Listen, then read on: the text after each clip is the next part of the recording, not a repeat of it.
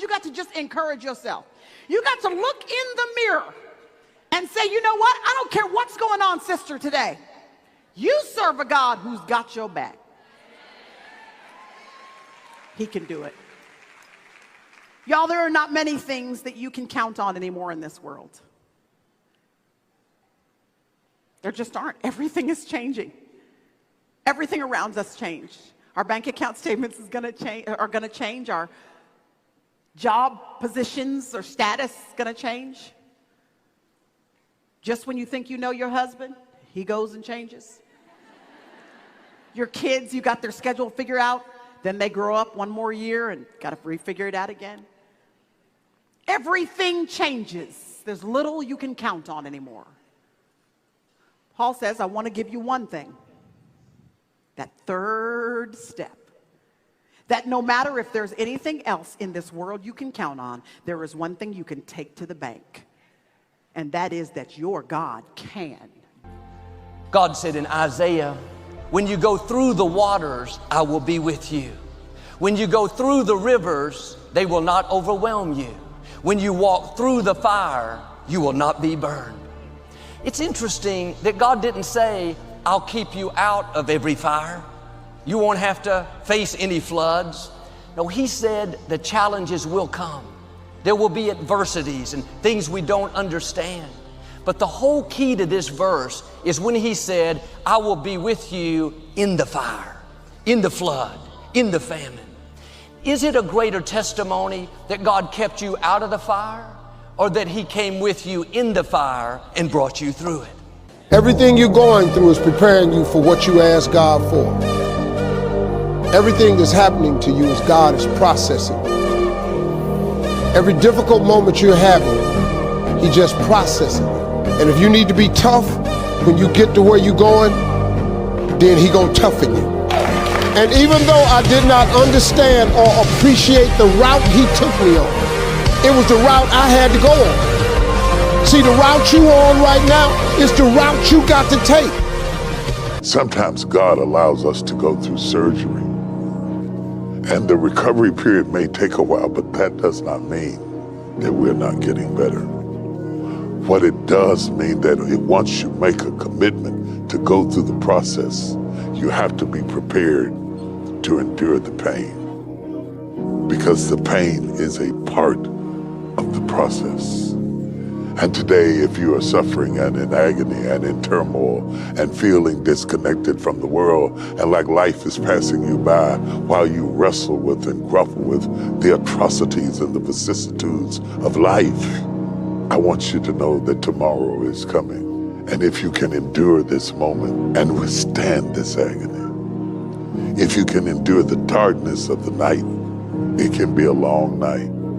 But I've never seen a night so long that it didn't eventually give way to the morning. I asked for strength,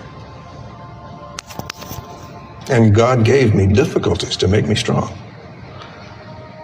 I asked for wisdom, and God gave me problems to solve. I asked for courage, and God gave me dangers to overcome.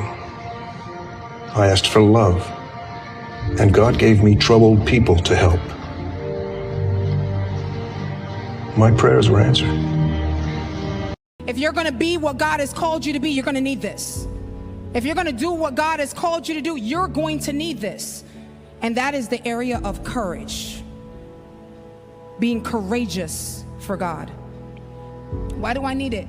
Jesus says in John 16:33, in this world, you will have trouble. We need courage because you and I will face challenges and giants that are bigger than us. The challenges and levels of difficulty that we will face in this life with our families, with our health, with our finances, societal struggles, relationships, all these things that we will face will attempt to bully us into a corner, to push us to run and keep on running.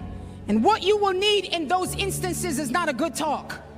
What you will need is to be courageous in the Lord so that you will overcome in the name of the Lord and in the power of His might. This is why you need courage. But another reason why you need courage is because oftentimes When God is calling you to it, many times God calls us to purposeful exploits, and those callings are often packaged in difficulty.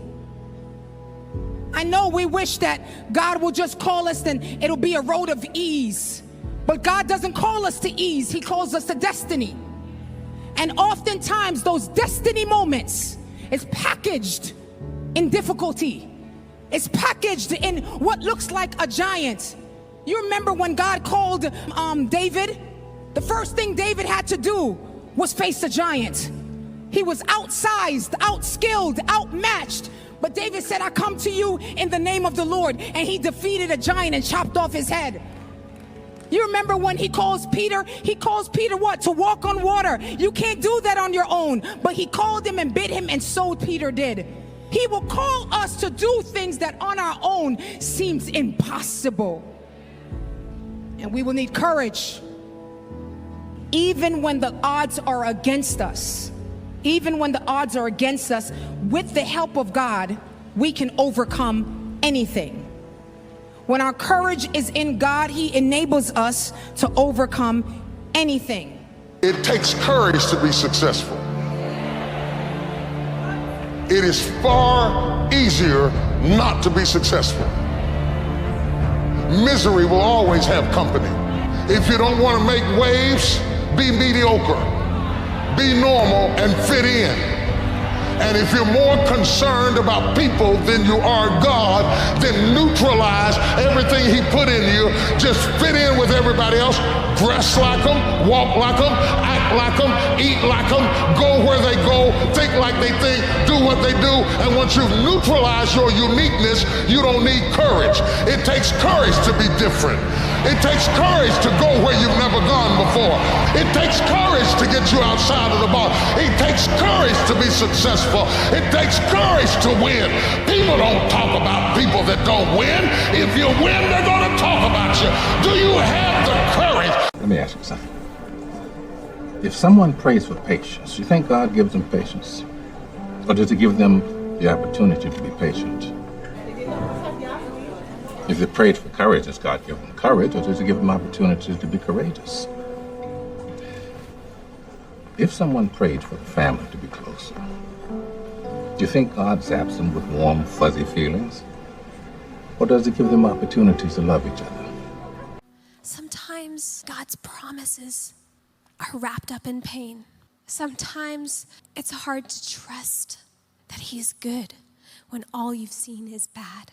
And He is big enough to handle your questions of why you're avoiding sitting at His feet. But I caused this. I caused the trauma in my life. He's got joy for you. He's got reconciliation.